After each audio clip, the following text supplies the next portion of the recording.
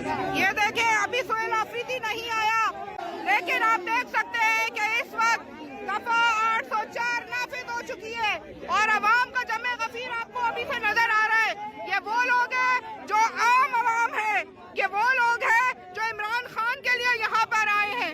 आप देख सकते हैं हम क्या चाहते हैं, हम क्या चाहते हैं, हम क्या चाहते हैं, हमें देनी पड़ेगी, हम छीन के लेंगे, हम छीन के लेंगे, ये हक हमारा, ये हक हमारा, हमें देनी पड़ेगी, हमें देनी पड़ेगी। इमरान तेरा जानिसार, इमरान तेरा जानिसार, इमरान तेरा जानिसार, सरफरोशी की तमन्ना अब हमारा दिल में है, देखना है जोर कितना बाजू है कातिल में है। भाई थोड़ा सा पीछे